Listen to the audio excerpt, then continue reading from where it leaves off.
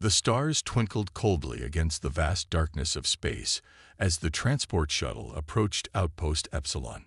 Commander Tom Reed gazed out of the viewport, watching as the massive space station grew larger. The station hung like a metal spider at the edge of known space, its 8 docking arms extending outward from a central hub that glowed with artificial light. "Approaching final docking sequence, Commander," said the pilot. "Outpost Epsilon has cleared us for Arm 3. Tom nodded, gathering his personal tablet and bag. After 6 months of routine patrols in the inner systems, he was not thrilled to be sent to this remote outpost. The United Earth Alliance rarely stationed senior officers at the edge of explored space unless something important was happening. The shuttle shuddered slightly as magnetic clamps locked onto the hull. A mechanical voice announced that it was safe to disembark, and Tom made his way to the exit. As the airlock doors slid open, the familiar smell of recycled air mixed with machined oil greeted him, the universal scent of space stations everywhere. A young officer stood waiting, snapping to attention as Tom stepped through. "Commander Reed, welcome to Outpost Epsilon. I'm Lieutenant Davis. Admiral Gordon has asked me to escort you to the command center immediately." Tom raised an eyebrow. "Immediately? I haven't even been assigned quarters yet." "The Admiral was very clear, sir. He said it's urgent." Something was definitely off. Tom followed the lieutenant through the crowded main concourse. Outpost Epsilon was busier than he had expected. The station had been built as a trading hub, creating a neutral ground where humans could exchange goods with the various alien species from nearby systems. As they walked, Tom noticed an unusual number of aliens huddled in small groups, their voices low and expressions concerned, at least among the species whose expressions he could read. "What's going on, Lieutenant?" "The station seems tense." Davis hesitated before responding. "There's been a discovery, sir. A big one. But I think the Admiral should be the one to brief you." The command center was a flurry of activity when they arrived. Screens displayed star charts and what appeared to be scanned data of a large object. Admiral Gordon, a stout man with silver hair and a perpetually serious expression, spotted Tom and waved him over. "Reed, good to see you. Sorry to rush you in like this, but we have a situation that can't wait." The Admiral gestured to the largest screen. 3 days ago, a mining vessel detected an anomalous object in Sector 47, just beyond the Arcturus belt. Initial scans suggested it was an asteroid, but when they approached, he tapped a control, and the image zoomed in to reveal what was clearly an artificial structure. Tom leaned closer. "That's a ship." "Yes, and based on our preliminary analysis, it's ancient. The miners reported it to us immediately, and we've had science teams scanning it remotely since then." The Admiral's face was grim. "Reed, we need someone to lead a team to investigate this vessel, and you're the most qualified officer within reach. What do we know about it so far?" A woman stepped forward from a nearby console. She had dark hair pulled back in a tight bun and wore the blue uniform of the Science Division. "Dr. Lisa Mercer, Commander. I've been analyzing the scan data. The ship appears to be at least 30,000 years old, possibly much older. It's approximately 2 kilometers in length with a design unlike anything in our records or the shared galactic database, and despite its age, it shows minimal structural damage." Tom frowned. "That's impossible. No material can withstand that much time in space without degradation." "That's what makes this discovery so significant," Dr. Mercer replied. "The hull appears to be composed of an unknown alloy that our scanners can't properly identify. And there's something else." She hesitated. "We've detected extremely faint energy readings from within the ship. It may still have functioning systems." Admiral Gordon crossed his arms. "We need to investigate this immediately. The technology on that ship could be decades or even centuries beyond our current capabilities. I'm authorizing a full exploration mission, and I want you to lead it, Reed." "When do we leave?" "Tomorrow morning. Dr. Mercer will accompany you as science officer, along with the security team and engineering specialists." The Admiral lowered his voice. There's one more thing you should know. Word about this discovery has spread among the alien traders, and they're concerned. Concerned how? Dr. Mercer exchanged glances with the Admiral before answering. Some of the species here, particularly the Arcadians and Volith, are claiming the ship matches descriptions from their ancient myths. They're calling it the Harbinger and warning us not to approach it. Tom couldn't help but scoff. Superstitions. Perhaps, Admiral Gordon said carefully, but several alien delegations have formally requested that we leave the ship alone. The Volith representative was particularly adamant, claiming that disturbing the vessel would bring catastrophe. With all due respect, Admiral, we can't base military decisions on alien folk tales. Agreed, which is why you're leaving tomorrow. The Admiral handed Tom a data chip. Here's all the information we've gathered so far. Review it and select your team members from the station personnel. The exploration vessel Horizon has been prepared for your mission. After the briefing, Tom found his assigned quarters and began reviewing the mission data. The ship was truly remarkable. A massive warship by all appearances, with what looked like weapon emplacements along its hull. The design was elegant and streamlined, unlike the bulky, practical vessels of current spacefaring civilizations. A chime at his door interrupted his study. "Enter," he called. The door slid open to reveal an Arcadian trader. The alien was tall and slender with pale blue skin and large, solid black eyes. It wore the traditional flowing robes of its species, covered in intricate patterns. "Commander Reed," the Arcadian said in the slightly musical accent typical of its kind. "I am Trell, representative of the Arcadian Merchant Guild. May I speak with you?" Tom was surprised but gestured to a chair. "Of course. What can I do for you?" Trell remained standing, his posture rigid. "I understand you will lead the mission to the ancient vessel. I have come to personally urge you to reconsider." "And why is that?" "The ship you have found matches descriptions of a vessel from our oldest historical records. We call it Khazar, the Doombringer." Trell's large eyes blinked slowly. "According to our histories, such ships brought great destruction in the time before stars had names." Tom tried to keep his expression neutral. "Your concern is noted, but we have orders to investigate. Commander, this is not mere superstition. Many species share similar legends of these vessels. The stories say they contain wonders beyond understanding, but awakening them brings the attention of something worse." Trell leaned forward. "Our ancestors left very specific warnings. Some knowledge is best left undisturbed. I appreciate your concern, but I have my orders." Trell straightened. "Then I must inform you that all Arcadian merchants will be departing this station before your mission launches. The Volith and Neridians are doing the same." The alien moved toward the door, but paused. "Commander, if you find inscriptions or symbols resembling crescent moons joined by lightning, do not activate them. That is the mark of the weapon systems, according to our texts." After Trell left, Tom returned to his data review. Though the Arcadian's warning lingered in his mind, the alien exodus from the station continued through the night. By morning, nearly 40% of the non-human population had departed on various vessels. The exploration team gathered at Docking Arm 5 where the Horizon waited.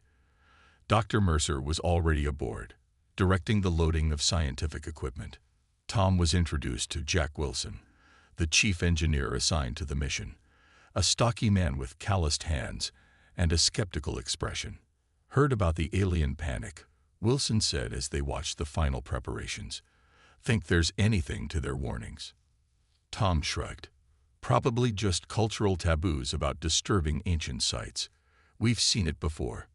"Maybe," Wilson replied, not sounding convinced. "But I've been stationed here 3 years. Never seen the Volith scared of anything before."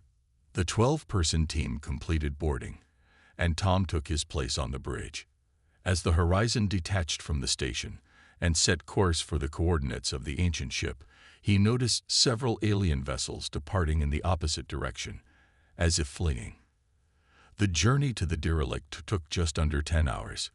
When they finally approached, Even Tom had to admit it was an impressive sight. The massive warship hung motionless against the backdrop of distant stars, its dark hull absorbing, rather than reflecting light. It was shaped like an elongated arrowhead with sweeping, elegant lines that suggested both speed and power. "Scan complete," announced the sensor operator. "No signs of active defenses or shields. Atmosphere within the ship is minimal but present in some sections. Temperature is just above absolute zero."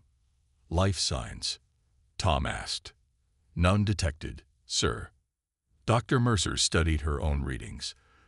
"The energy signature we detected from the station is stronger now. It appears to be coming from deep within the central section of the vessel. Can we dock directly?" Wilson shook his head. "I wouldn't recommend it.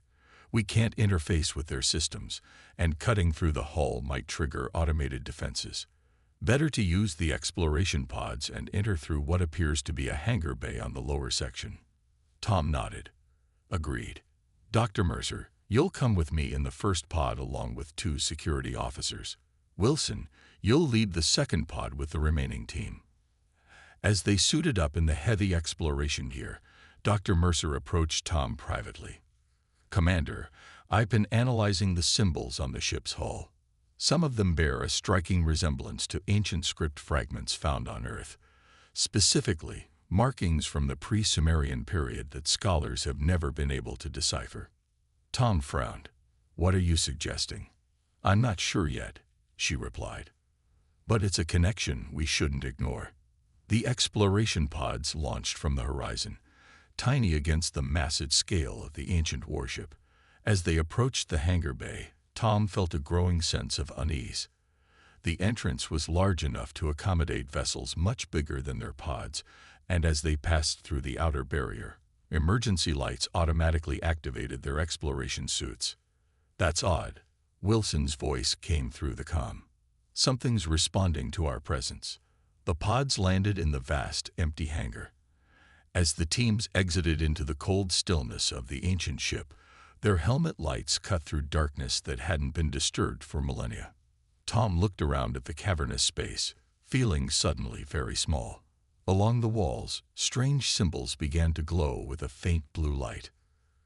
"Commander," Dr. Mercer said quietly, "I think the ship is waking up." The glowing symbols on the walls brightened as Tom and his team moved deeper into the ancient ship. Their footsteps echoed in the empty corridors, the sound swallowed by the vastness around them. Dr. Mercer ran her scanner over the walls, her face lit by both her helmet light and the soft blue glow from the strange markings. "These symbols are responding to our presence," she said, excitement clear in her voice despite the crackling calm. "They're not just decorative. They're functional.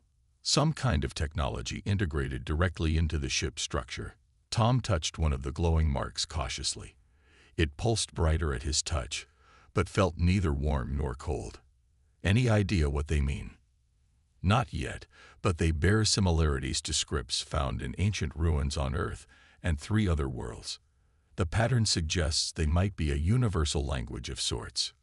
Wilson, who had been examining what appeared to be a sealed doorway, called out, "Commander, I think I've found a main access corridor. The architecture suggests it leads toward the center of the ship." The team gathered at the sealed door. It was massive, easily 15 feet tall, with a complex pattern of the same glowing symbols arranged in concentric circles around its center. Wilson studied the door with his engineering scanner. "No obvious opening mechanism," he reported. "No sign of power circuits or mechanical locks either, at least none that match anything in our database." Dr. Mercer stepped forward, her attention focused on a particular cluster of symbols near what might be considered eye level for a human.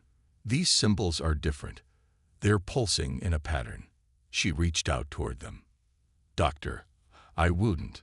Tom began, but she had already placed her hand on the glowing marks. The symbols flared brightly under her touch.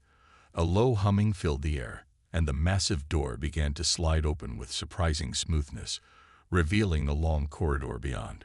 Lights activated automatically along the ceiling as the door opened, illuminating a path forward. It responded to human touch, Dr. Mercer said quietly, just like the legends the aliens mentioned. One of the security officers, Burns, shifted uncomfortably.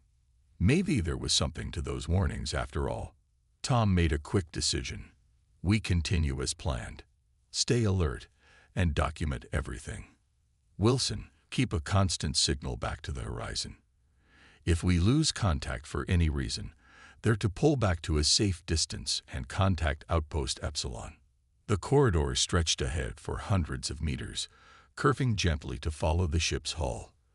As they walked, more systems seemed to activate around them. Panels that had been dark for millennia lit up with scrolling symbols.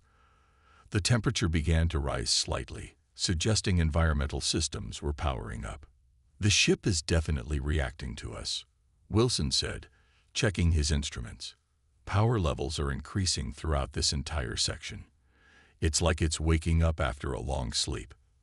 Dr. Mercer stopped suddenly, pointing to a section of wall that was different from the others. Instead of metal, this panel appeared to be made of a clear crystal-like material. Behind it lay what looked like a command center, with seats positioned before curved consoles. This must be a control room of some kind, she said. The design suggests it was meant for humanoid operators. As they examined the crystal barrier, it suddenly turned transparent, and a door-sized section slid aside, granting them access. The team hesitated, looking to Tom for direction. Proceed, but with caution, he ordered. Nothing touches any controls without my direct approval.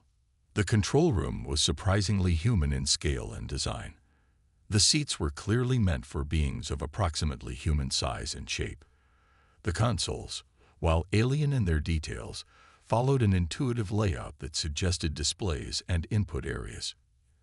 Everything was covered in a fine layer of dust, but otherwise seemed perfectly preserved. This doesn't make sense, Wilson muttered as he examined one of the consoles. This technology looks advanced, but the ergonomics are almost perfectly suited for humans. What are the odds of that? Dr. Mercer was already scanning everything in sight, her expression intense with concentration. The coincidence is statistically improbable unless... She stopped, staring at her scanner. Commander, you need to see this. Tom moved to her side. What is it? I'm detecting trace DNA on these controls. Degraded after thousands of years, but still identifiable. She looked up, her eyes wide behind her helmet visor. It's human DNA, or at least something nearly identical to human. A heavy silence fell over the team as they processed this information. That's impossible, Burns said finally. Humans weren't capable of space travel thousands of years ago, let alone building something like this. Unless everything we know about human history is wrong, Dr. Mercer replied quietly. Tom was about to respond when a deep vibration ran through the ship.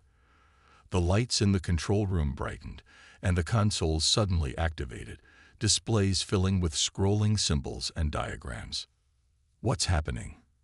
Tom demanded, backing away from the nearest console. Wilson checked his scanner. Power surged throughout the ship. Something's initializing the main systems, but we didn't touch anything. In the center of the room, a circular area that had seemed like a simple design element in the floor began to glow. Light streamed upward from it, coalescing into a humanoid shape about 7 feet tall. The figure was composed entirely of light, featureless except for a suggestion of a head and limbs. Dr. Mercer gasped. It's some kind of hologram. An artificial intelligence interface, maybe. The light figure turned toward them, seeming to study each team member in turn. When it spoke, the sound came from all around them. A deep, resonant voice that somehow bypassed their comms and seemed to speak directly into their minds. Genetic identification confirmed. Custodian descendants detected. Primary systems reactivation protocol initiated. The team exchanged bewildered glances. Tom stepped forward cautiously. We are from the United Earth Alliance. Who? What are you? The light figure shifted, patterns flowing through its form. This unit is designated Guardian, control interface for Custodian Warship Sentinel. This unit has remained in dormant status for 97,000 342 standard cycles, awaiting return of custodian descendants. Custodians? Dr. Mercer asked. What are custodians? The custodians were the protectors, the seeders, the guardians against the void. The figure's light pulsed with each phrase. You bear their genetic markers. You are their legacy. Wilson shook his head in disbelief.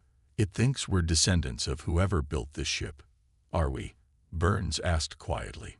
Before anyone could respond, an alarm sounded from Wilson's pack. He quickly checked his communications device. Commander, the Horizon is sending an emergency signal. They've detected multiple ships approaching our position at high speed. Tom activated his comm. Horizon, this is Commander Reed. Report status. The reply came through with static interference. Commander, this is Horizon. We're tracking 8 vessels on intercept course, 3 Volith warships, 2 Arcadian cruisers, and 3 others we can't identify. They're broadcasting warnings for us to withdraw immediately. They're charging weapons, sir. Have they made direct threats? Not yet, sir, but they're demanding we abandon the ancient ship. The Volith commander is claiming we've activated something dangerous.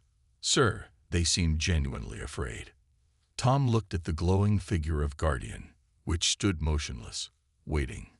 The ship continued to awaken around them, more systems coming online with each passing minute. Horizon, maintain position but power up shields. Do not take any aggressive action. Understood, Commander. Wait, they are hailing us directly now. The communication channel filled with a harsh, clicking language that Tom recognized as Volith. After a moment, it switched to heavily accented human standard. Attention, human vessel. You have awakened the Harbinger. You must withdraw immediately. The ancient weapon must not be fully activated or all will suffer. This is your only warning. Tom looked to Dr. Mercer, who was still scanning the holographic Guardian. Doctor, what exactly have we awakened here? She shook her head. I'm not sure, but from what I can gather from these readings, this ship contains technology centuries beyond our current capabilities. The energy readings are off the charts, and there appear to be weapons systems that could easily outmatch anything in the Alliance fleet. Guardian's glowing form shifted. Threat detected. Defensive protocols initiating. Shield generators powering to combat status. Wait, Tom called out. We don't want to start a conflict. The visitors outside represent no significant threat, Guardian stated calmly. Their weapons cannot penetrate this vessel's defenses. However, their presence is noted. Query: do you wish me to neutralize them? No, Tom said firmly. Absolutely not. Abort any offensive measures. Acknowledged. Defensive measures only will be maintained. Wilson approached Tom, lowering his voice. Commander, I think we need to consider the possibility that the aliens weren't just being superstitious. This ship is clearly a highly advanced weapons platform, and it's responding to us specifically because of our DNA. That can't be a coincidence. Tom nodded grimly. Doctor, what else can you tell us about these custodians the AI mentioned? Dr. Mercer was already interfacing her scanner with one of the consoles. I'm accessing the ship's historical database now. It's massive. There's enough information here to rewrite everything we know about human origins. She looked up, her expression a mixture of awe and concern. Commander, according to this data, humans didn't evolve naturally on Earth. We were placed there by the custodians. That's absurd, Burns interjected. Is it? Dr. Mercer challenged. Think about it. This ship is clearly designed for beings with our exact physical proportions. It responds to our DNA. And now we have an AI telling us we're descendants of its creators. She turned back to her scanner. The database says the custodians were an advanced race that seeded compatible worlds with their genetic material after some kind of catastrophic war. Earth was apparently one of those worlds. A sudden shudder ran through the ship. Guardian's form flickered momentarily. Warning: external vessels are attempting to breach hull integrity with energy weapons. shields holding at 99.8% capacity. No damage detected. Tom activated his comm again. Horizon, what's happening out there? Commander, the alien fleet has opened fire on the ancient ship. But sir, their weapons don't seem to be having any effect. Some kind of energy shield has activated around the entire vessel. Another tremor shook the ship, stronger this time. They're escalating their attack, Wilson observed. Why would they risk attacking something so obviously superior to their own technology? Because they're terrified of it, Tom realized. Whatever this ship was built to fight against must be worse than anything they can imagine. Guardian's light form pulsed. The ship's systems are now at 42% operational capacity. Main navigation and historical archives are online. Weapon systems remain in standby mode. Query: what are your instructions, custodian descendants? Tom looked at his team, then back to the hologram. First, I want to know exactly what this ship was built for. What is the void you mentioned earlier? Guardian's form darkened slightly. The void is the ancient enemy, the consumer of worlds, the darkness between stars. They came from outside, and they sought to devour all sentient life. The custodians fought them across 1,000 systems. This vessel is one of 50 created to stand against the final incursion. Dr. Mercer looked up from her scanner, her face pale. Commander, according to these records, the custodians didn't just seed Earth with their DNA as a scientific experiment. They were creating a backup, insurance that their lineage would survive even if they lost the war. And did they lose? Tom asked Guardian. Unknown. Communication with Custodian Command ceased 97,342 cycles ago. This unit entered dormant status as programmed, awaiting genetic descendants to continue the mission. Another violent shudder ran through the ship. Commander, Wilson said urgently, we need to make a decision. Either we shut this ship down and leave, or we commit to understanding what it is and why it was built. But those aliens out there aren't going to stop attacking, and I don't think this Guardian is going to let us leave now that we've activated the primary systems. Tom looked around at the awakening warship, a vessel built by what might be humanity's true ancestors, created to fight a war against an enemy so terrible that even the memory of it frightened spacefaring civilizations thousands of years later. Guardian, he said finally, why has this ship awakened now, after all this time? The light figure seemed to grow more intense. Long-range sensors detected energy signatures consistent with void activity at the edge of this galaxy. Dormancy protocol was terminated. The cycle begins again. Tom stared at Guardian, trying to process the enormous implications of what the AI had just revealed. The void is returning. You're saying this enemy that nearly destroyed all life thousands of years ago is coming back? Affirmative. Initial void signatures have been detected in the Drexler sector, approximately 237 light-years from this position. Current estimate suggests first contact with populated worlds will occur within 6.4 standard months. Dr. Mercer looked up from the console she had been studying. Commander, I found visual records of these void entities.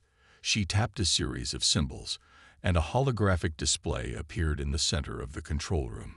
The image showed what appeared to be normal space, with stars visible against the darkness. Then something moved. It wasn't a ship or any recognizable object. It was as if the darkness itself was flowing, gathering, becoming somehow more dense than the emptiness around it. As they watched, the darkness formed tendrils that reached toward a small planet in the recording. Where those tendrils touched the planet's atmosphere, the air itself seemed to decay, turning gray and lifeless. The void consumes energy in all forms, Guardian explained as they watched in horror. Biological, electrical, nuclear, gravitational, all is taken to feed its growth. It cannot be reasoned with. It cannot be appeased. It exists only to consume. And the custodians fought this? Wilson asked, his voice barely above a whisper. The custodians were the only species with technology advanced enough to resist the void's consumption. They created barriers, weapons, and eventually, this network of sentinel ships to contain the incursion. Tom turned away from the horrifying image. Guardian, you said the void signatures were detected at the edge of the galaxy.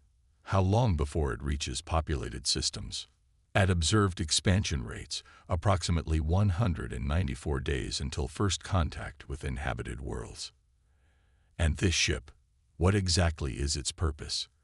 How is it meant to fight this thing? Guardian's light form shifted, expanding to create a three-dimensional model of the ship around them. Specific sections lit up as it spoke. This vessel contains three primary defense systems against the void. First, the barrier generators. A section near the ship's core glowed brighter. These create energy fields that the void cannot penetrate or consume. Second, the purification beams. What appeared to be weapon emplacements along the hull illuminated. These can excise void matter from normal space, forcing it back to its home dimension. Third, the seed network. Small points throughout the ship's structure lit up. These enable the creation of a galactic shield network when combined with the other 49 Sentinel ships. Dr. Mercer looked up from her scanner. This technology is incredible. The power requirements alone would be beyond anything we can currently produce. This vessel is powered by a controlled singularity core, Guardian stated. It can operate at full capacity for approximately 15,000 standard years before requiring refueling. A sudden explosion rocked the ship. Guardian's form flickered momentarily. Warning. The attacking vessels have modified their weapons to attempt shield penetration. Shield efficiency reduced to 97.3%. No critical damage detected. They're getting more desperate, Tom said. We need to communicate with them, make them understand the situation. Guardian turned its featureless face toward Tom. They already understand. Their ancestors witnessed the last Void War. The knowledge has been preserved in their cultural memory, though much has been lost or distorted over time. They fear this ship because they know its purpose, but they do not understand that it represents salvation, not destruction. Tom activated his comlink. Horizon, this is Commander Reed. I need a direct channel to the lead Volith vessel. After a moment of static, a harsh, clicking voice came through, translated by the ship's systems. Human Commander, you have awakened death. Shut down the Harbinger, or we will destroy your support vessel. This is Commander Reed. We've discovered information about the ship and the threat it was built to fight. The Void is returning, the ancient enemy your people remember in their myths. This ship is a weapon against it, not a threat to you. There was a long pause before the Volith responded. Deception. The Harbinger brings the darkness. All records are clear. Dr. Mercer had been scrolling through the ship's historical database. She looked up suddenly. Commander, I think I understand the confusion. According to these records, when the Void first appeared, many species believed the custodian ships were causing the phenomenon, not fighting it. The ships would appear just before Void incursions, because they detected them coming. Tom nodded and returned to the communication. Volith Commander, your ancestors misunderstood. These ships were built to fight the darkness, not bring it. They appeared before the darkness came because they detected it approaching. We have proof in the ship's historical records. Words mean nothing. The Harbinger must be destroyed before it is fully awakened. Guardian interrupted. The attacking vessels are preparing to launch high-yield fusion weapons at your support ship. Such an attack will likely destroy it completely. Tom made a quick decision. Guardian, can you extend the shields to protect our support vessel without harming the alien ships? Affirmative. Extending defensive perimeter now. Outside, the energy shield surrounding the ancient warship expanded outward, encompassing the much smaller horizon.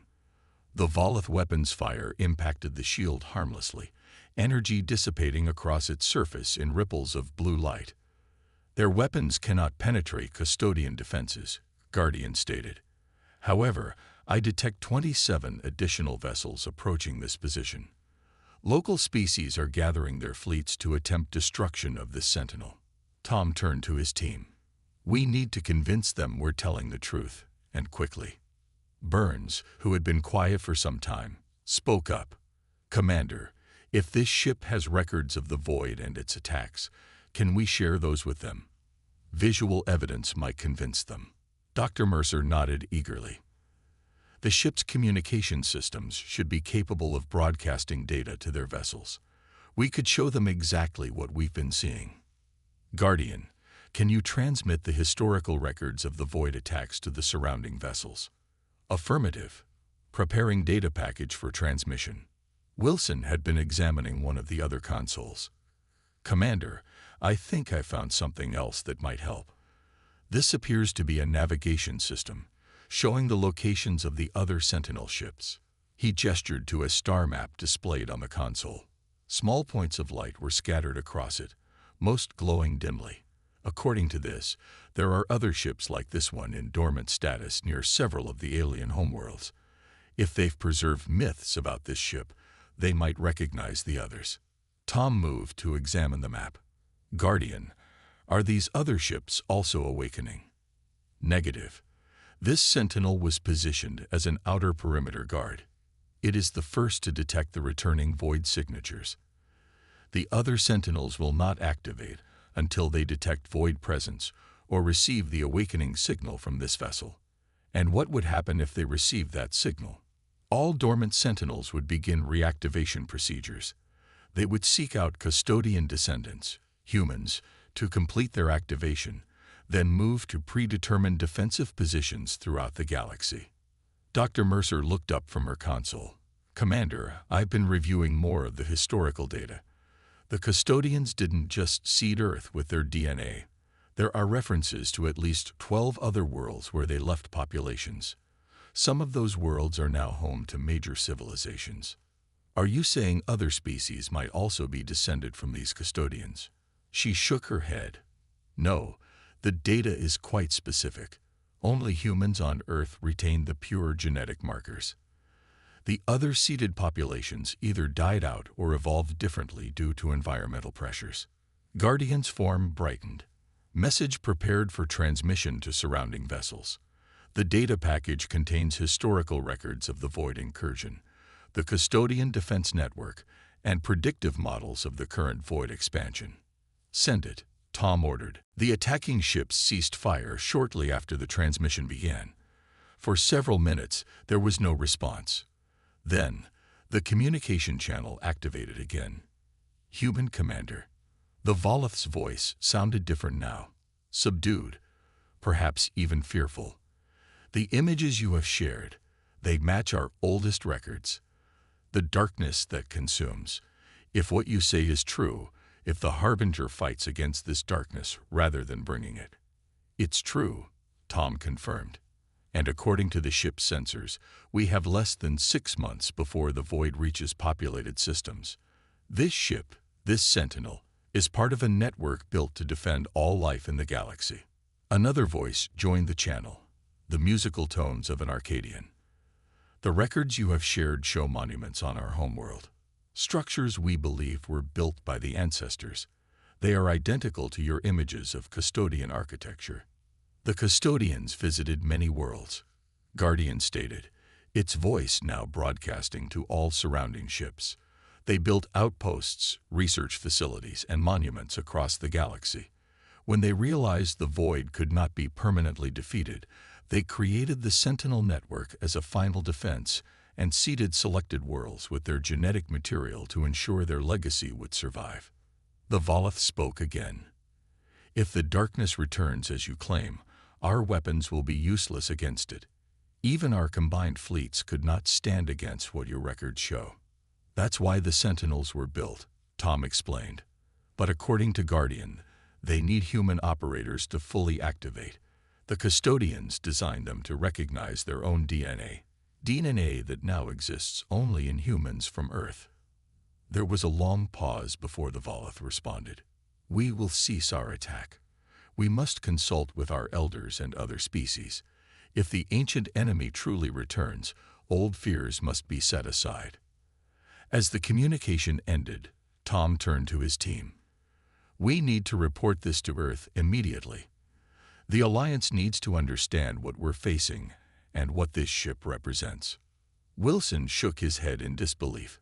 "How do we explain to Earth Command that humans are apparently the descendants of an ancient advanced civilization, and that we're the only ones who can operate a network of superweapons needed to save the galaxy from a cosmic horror?" "We show them exactly what we've seen," Tom replied grimly. "And we pray they believe us faster than the aliens did." Dr. Mercer looked thoughtful. "Commander, there's something else to consider. If humans are truly custodian descendants, and if these sentinels were designed specifically to respond to our DNA, this could completely redefine humanity's place in the galaxy. We wouldn't just be newcomers to interstellar politics. We'd be heirs to the most advanced civilization ever known." Tom nodded slowly. "And suddenly responsible for defending everyone against a threat most humans have never even heard of." He turned to Guardian. "How much time would it take to fully activate all the sentinels in the network?" "With sufficient human operators at each location, approximately 62 days. However, optimal defense positioning requires a minimum of 87 days of preparation, and we have less than 194 days before the void arrives." Tom closed his eyes briefly, feeling the weight of the situation. When he opened them, he had made his decision. "Doctor, download everything you can from the ship's database. Wilson, I want a complete technical assessment of what would be needed to crew this vessel. We're returning to Outpost Epsilon immediately to make our report." As they prepared to depart, Guardian's light form approached Tom. "Commander Reed of Earth, you now bear the responsibility that the custodians planned for their descendants. The survival of all sentient life depends on humanity assuming its intended role as guardians of this galaxy. Are you prepared for this burden?" Tom looked at the holographic figure, thinking of Earth, a planet that had no idea it was about to be thrust into the center of a cosmic war thousands of years in the making. "We don't have a choice," he replied. "Humanity will have to be ready." The journey back to Outpost Epsilon was tense and silent. Tom sat in the shuttle, reviewing the data Dr. Mercer had downloaded from the Sentinel ship's archives. The scope of what they'd discovered was almost too enormous to comprehend.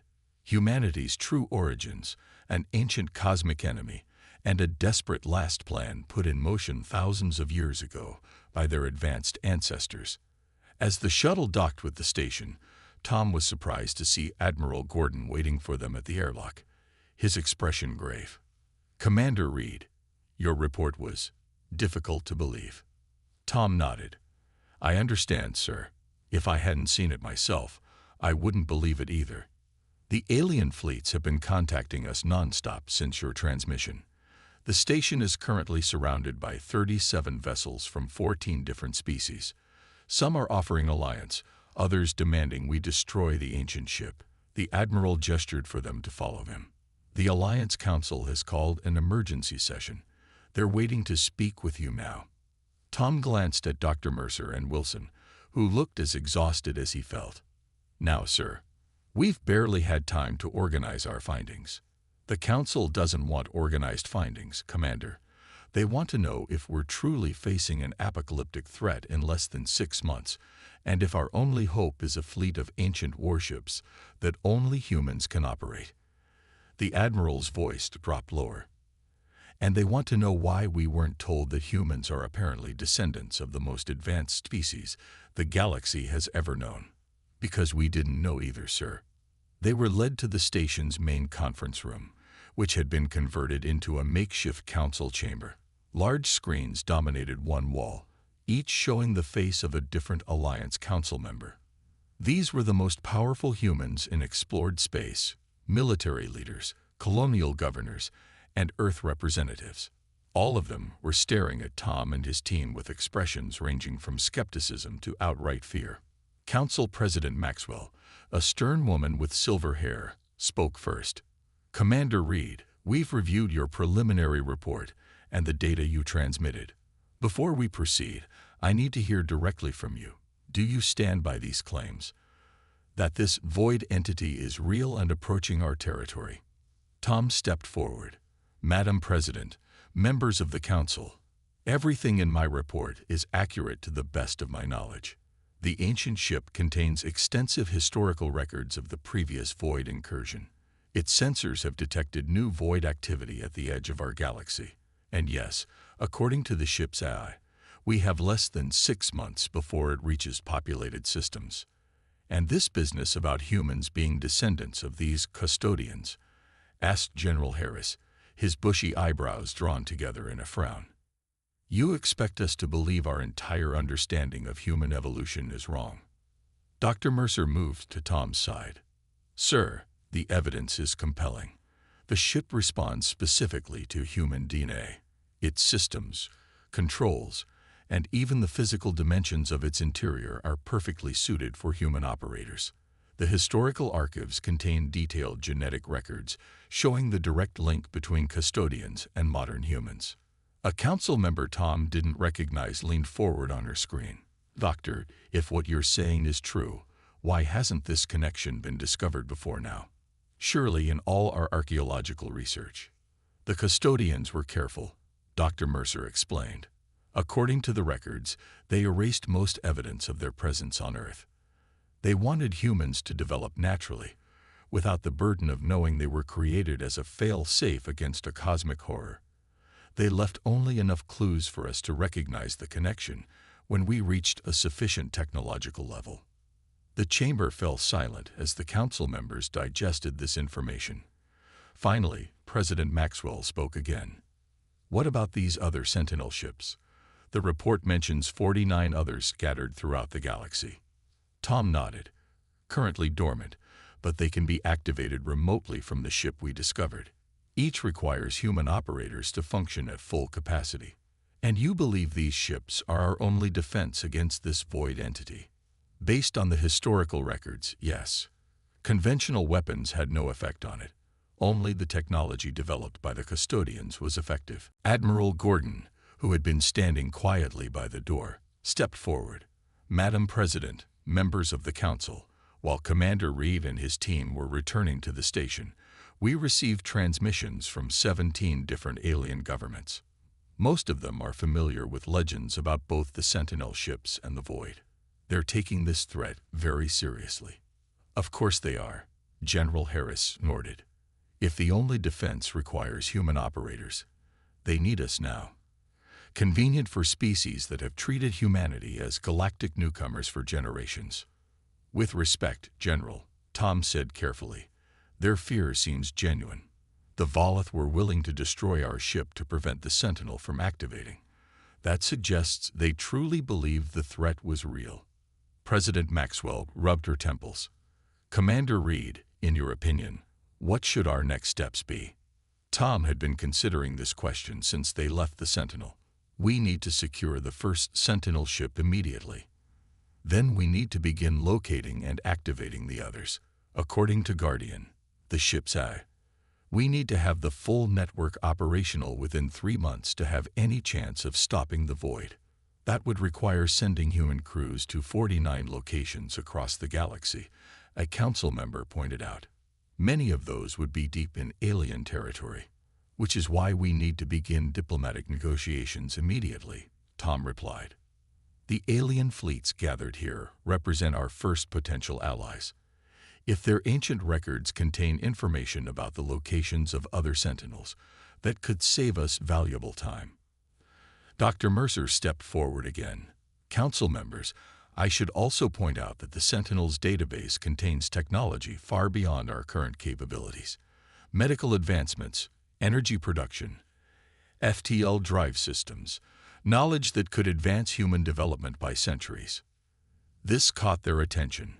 Several council members leaned forward with renewed interest. You believe we can access and understand this technology? President Maxwell asked. The ship was designed to be operated by humans, Dr. Mercer replied. Its systems are intuitive to us in a way they aren't to other species. Guardian, the AI, is also programmed to teach custodian descendants how to use the technology. The council fell into discussion among themselves, their voices overlapping as they debated. Tom glanced at Wilson, who gave him a tired smile. From engineers on a routine exploration mission to humanity's last hope against cosmic horror, Wilson muttered, "Quite a promotion." After several minutes, President Maxwell raised her hand for silence. "We've reached a preliminary decision. Commander Reed, you will return to the Sentinel ship with an expanded team of specialists. Your mission is to secure the vessel, learn everything possible about its systems, and prepare for the activation of the other Sentinels." She paused, her expression grave. "However, we will not yet inform the general public about the void threat. The potential for panic is too great, especially given the time frame. This operation will be classified at the highest level." Tom frowned. "Madam President, with respect, we'll need resources from across human territory to properly staff 49 Sentinel ships. That can't be done in secret." "We'll develop a cover story as needed," she replied dismissively. "For now, only those with direct involvement will be informed." Admiral Gordon cleared his throat. "Madam President, there's another matter to consider. The alien fleets surrounding this station are demanding information. They know something significant has been discovered. If we attempt to keep this classified, it could lead to interspecies conflict at precisely the time we need cooperation." The President considered this, then nodded reluctantly. "You make a fair point, Admiral. Very well, you are authorized to begin preliminary discussions with the alien representatives. Emphasize our willingness to cooperate against this common threat, but make no specific commitments without Council approval." She turned back to Tom. "Commander Reed, given your first-hand experience with the Sentinel ship and its AI, you will lead this mission. Dr. Mercer will continue as Chief Science Officer.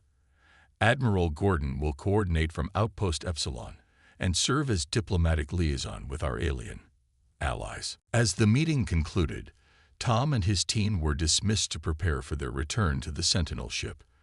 In the corridor outside, Admiral Gordon pulled Tom aside. "The Council is terrified," he said quietly, "not just of this void thing, but of what this means for humanity's place in the galaxy. If what you discovered is true, every aspect of human history needs to be reconsidered." Tom nodded. "I know, sir. I'm still processing it myself. The aliens are scared too, but for different reasons. The Arcadian ambassador told me their oldest legends call this time the Awakening, when the Guardian race would return to fight the darkness." The Admiral's eyes were troubled.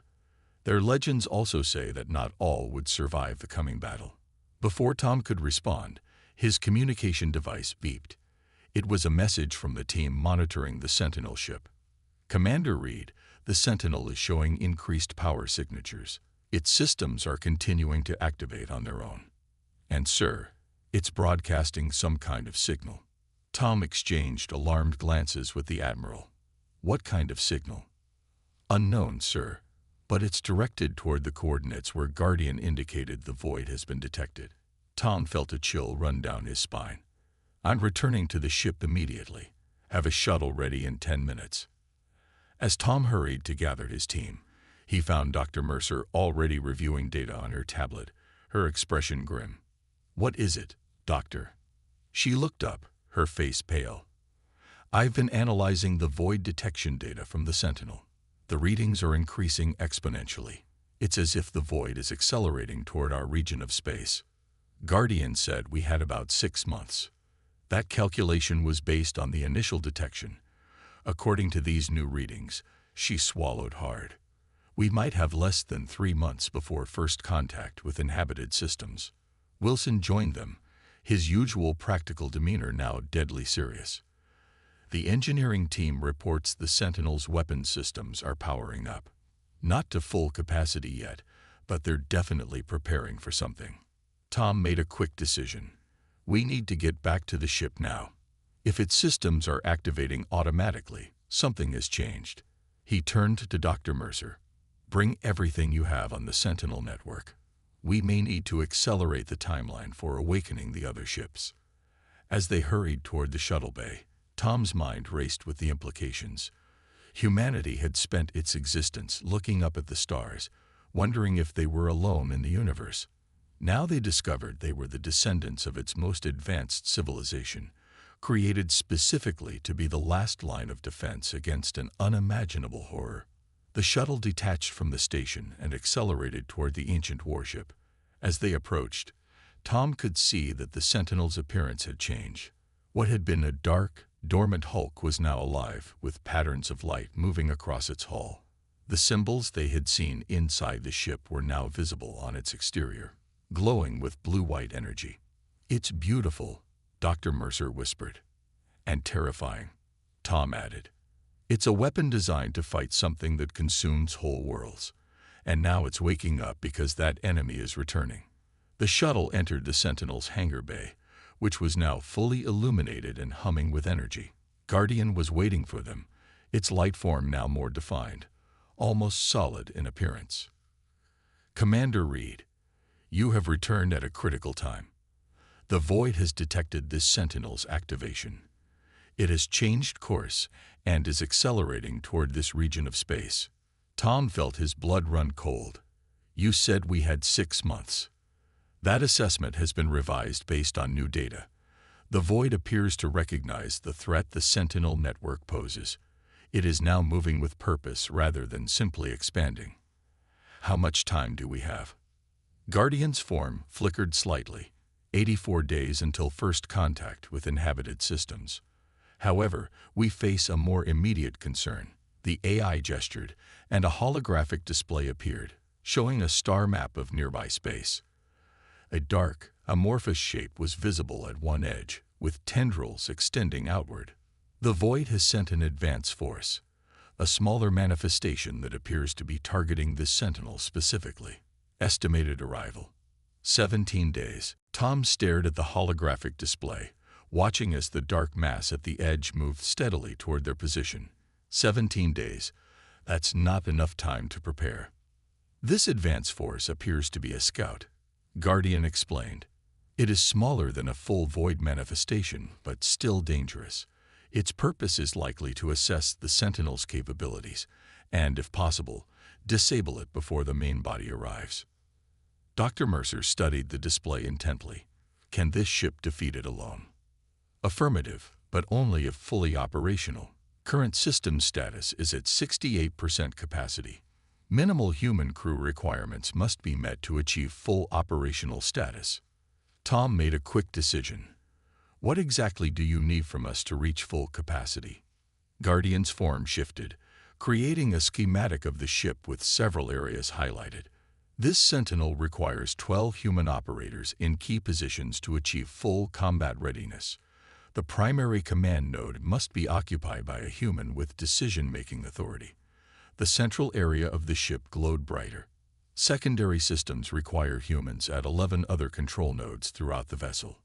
We need to report this to the Council immediately," Tom said, turning to Wilson. "Begin identifying the key systems that need operators." "Doctor, I want you to continue analyzing the Void data. Find any weakness, any pattern we can exploit." As Wilson and Dr. Mercer set to work, Tom established a secure communication link with Outpost Epsilon. Admiral Gordon's face appeared on the screen, his expression tense. "Commander Reed, the Council is in emergency session. The alien fleets are reporting unusual readings from the direction of the Perseus Arm. Dark energy signatures that match their historical records of the Void. We've detected it too, Admiral. Guardian says an advance force will reach us in 17 days. We need a crew of 12 humans to bring the Sentinel to full operational capacity." The Admiral's eyes widened. 17 days. That's... Commander, I'll send you every qualified person we have, but you should know the situation here is deteriorating. Some of the alien vessels are preparing to flee the sector entirely. Others are demanding we share access to the Sentinel technology. Tell them the technology won't work for them. It's genetically keyed to humans. They know that, the Admiral replied grimly, which is why 3 different species have proposed taking human volunteers to accompany their ships when they evacuate. Tom felt a cold anger building.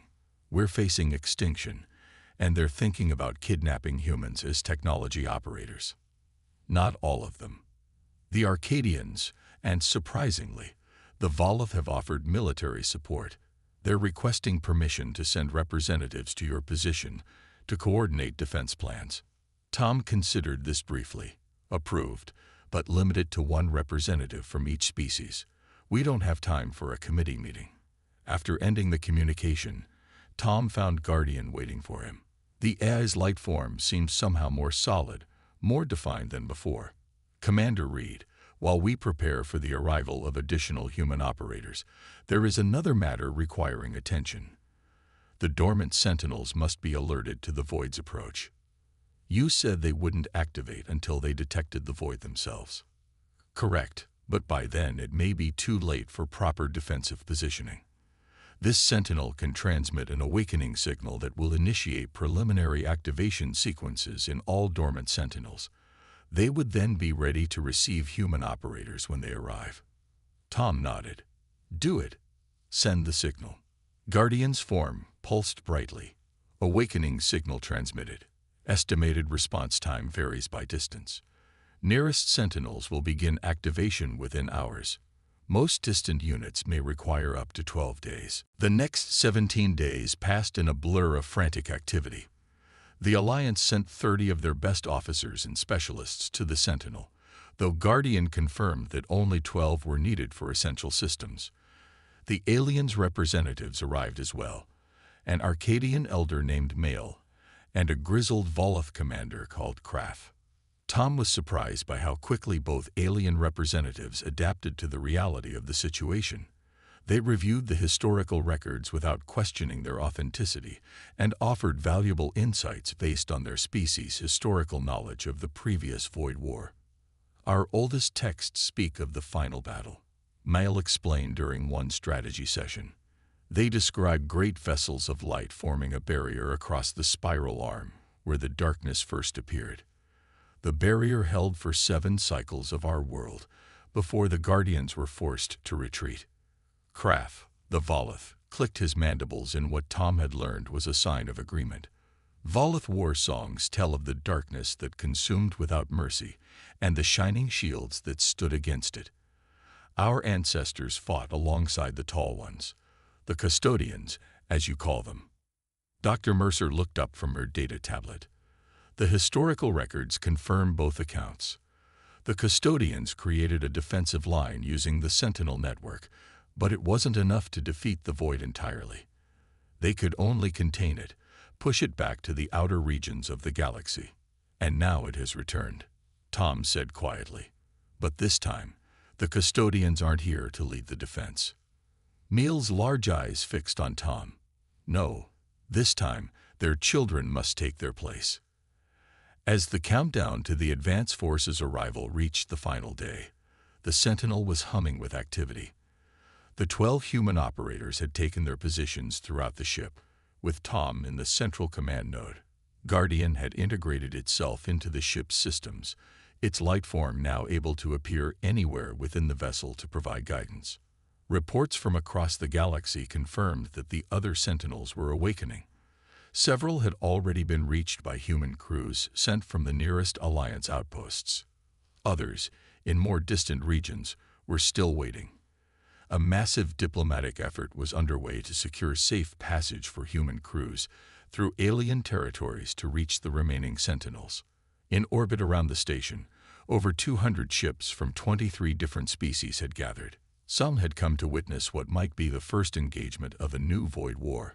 Others had come to fight, offering their vessels as support for the Sentinel, despite knowing their conventional weapons would likely be useless. Tom stood in the command center, watching as the final preparations were completed. Dr. Mercer approached him, her expression a mixture of excitement and fear. All systems are operational, Commander. The Sentinel is at 100% capacity for the first time in nearly 100,000 years. Tom nodded. And the barrier generators? Ready. According to Guardian, they should be able to contain the advance force completely. Wilson joined them, wiping grease from his hands. Engine systems are online. We can maneuver if needed, though Guardian suggests we hold position and let the Void come to us. Where are our alien representatives? Observation deck, Wilson replied. They wanted to witness the approach. Tom checked the time. 1 hour until estimated contact. I should join them. He found Mail and Krath standing before the massive viewport on the observation deck. The stars glittered against the blackness of space, peaceful and unchanged. For now. Commander Reed. Mail acknowledged without turning from the viewport. We have been discussing the old stories. In our legends, the final battle against the Void was not won by technology alone. Tom approached, standing between the two aliens. What do you mean? Krath made a low clicking sound. The Void is intelligent, adaptive. The custodians discovered that predictable defense patterns were eventually overcome. Victory required instinct, intuition, qualities that no AI, even one as advanced as Guardian, possesses.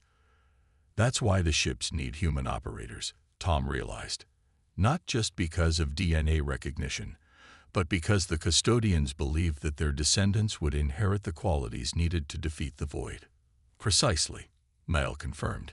Your ancestors built these great machines, but they understood that machines alone could not win. The living mind, with its capacity for improvisation and intuitive leaps, was their true weapon. A soft alarm sounded throughout the ship. Guardian's voice came over the communication system. Void advance force detected at extreme sensor range. Estimated arrival in 42 minutes. Tom returned to the command center and took his position. The holographic displays showed the approaching darkness clearly now. A flowing, shifting mass that seemed to absorb light rather than simply block it. It moved with purpose, directly toward the Sentinel's position. All personnel to battle stations, Tom ordered. Barrier generators to standby. Purification beams charged and ready. The minutes ticked by as the dark mass grew larger on their sensors. Alliance ships and alien vessels moved to a safe distance, forming a wide perimeter around the Sentinel. Tom could feel the tension building among his crew. A mixture of fear and determination. Commander, Guardian's voice came from beside him as its light form appeared. I must inform you that this will be the first combat test of a Sentinel ship with human operators. While you carry custodian DNA, you lack their thousands of years of experience fighting the Void. We'll have to learn quickly, Tom replied. Humanity has always been good at that. The darkness was now visible without sensors. A patch of utter blackness against the star field, moving like liquid in zero gravity. As it approached, tendrils began to extend outward, reaching toward the Sentinel. Barrier generators online, reported one of the operators. Field extending now. A shimmering blue energy field surrounded the Sentinel ship, extending outward in a sphere. The Void tendrils touched it and recoiled, as if burned by the contact. The main mass paused, seeming to consider this resistance. It's testing our defenses, Dr. Mercer observed. Just as Guardian predicted. Suddenly, the dark mass surged forward, splitting into multiple streams that flowed around the barrier, seeking any weakness. Where the darkness touched the energy field, flashes of light erupted as the two forces fought for dominance. Barrier holding at 94% efficiency, called an operator. The Void is applying pressure to multiple points simultaneously. Tom watched as the darkness continued its assault, methodically testing different areas of the barrier. It was behaving intelligently, strategically, confirming Guardian's warnings about its nature. Prepare purification beams, Tom ordered. Target the largest concentration and fire when ready. Brilliant white-blue energy lanced out from the Sentinel's weapon emplacements, striking the dark mass. Where the beams touched, the darkness shredded and dissolved, forced back from normal space.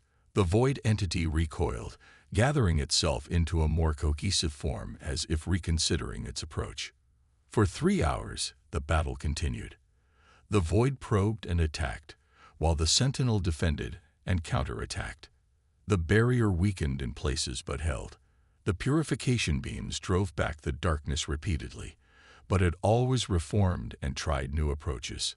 Finally, after what seemed like an eternity of tense combat, the dark entity began to retreat. It pulled back its tendrils and flowed away from the Sentinel, accelerating back toward deep space. "Is it over?" someone asked. Guardian's light form pulsed. "Negative. The advance force has gathered the information it sought. It now returns to the main body to share what it has learned about our defenses." Tom leaned back in his command chair, exhausted but relieved. "So we won this round?" "Yes," Guardian confirmed. "But the true test will come when the main Void Force arrives. This was merely the first skirmish in what will be a long war." As reports of their success spread throughout human space and beyond, something unexpected happened. The alien fleets that had gathered to witness the battle began to offer formal alliances. Species that had been suspicious or hostile toward humans were now seeking partnerships, offering resources, ships, and support. In the Sentinels' conference room, Tom met with representatives from 12 different species, including Meal and Krath. The mood was solemn but determined. "What you have witnessed today is only the beginning," Tom told them. "According to Guardian, the main Void Force is still coming, and it will be thousands of times more powerful than what we just faced. But now we have seen that it can be fought," Krath said, his mandibles clicking with what Tom had come to recognize as determination. "The Harbinger, the Sentinel, is as powerful as our legends claimed." Male nodded. "And now all sentient species understand that humans are indeed the heirs of the custodians. The old alliances will be renewed." Tom looked around at the gathered aliens, beings that until recently had viewed humans as upstarts in the galactic community. Now they looked to humanity with hope, with expectation. "We have 81 days to prepare for the main Void Force," Tom said. "We need to activate all remaining Sentinels and position them according to Guardian's strategic recommendations. We need your help to reach the Sentinels in your territories and to evacuate civilian populations from the projected path of the Void." One by one, the alien representatives pledged their support. As the meeting concluded, Tom found himself standing alone with Guardian's light form. "The custodians would be proud," the AI said. "Their plan has worked. Their descendants have awakened in time to face the returning threat, and you have already begun to unite the younger species." Tom gazed out at the stars, thinking of Earth, a planet whose people still had no idea of their true heritage or the cosmic role they had been created to fulfill. "We ignored the warnings," he said quietly. "We dismissed the aliens' fears as superstition, but the myth was true, both the danger and our purpose in facing it." "Your ancestors built these Sentinels as their legacy," Guardian replied. "But they knew that ships and weapons alone would not be enough. They created humanity not just as genetic vessels, but as inheritors of their courage and determination. The coming war will test both." As he looked out at the fleet of alien ships surrounding the Sentinel, Tom felt the weight of history, both the history humanity had known and the deeper, older truth they were just beginning to discover. The Warship had indeed proven the myths were true, but it had revealed something more. Humanity's destiny among the stars was not just to explore, but to protect, to guard, to stand against the darkness that threatened all life. Behind him, the Sentinel hummed with power, ready for the battles to come. And across the galaxy, 49 more were awakening, calling out to the descendants of their creators. The ancient plan was in motion. The Guardians were returning, and this time they would not fail.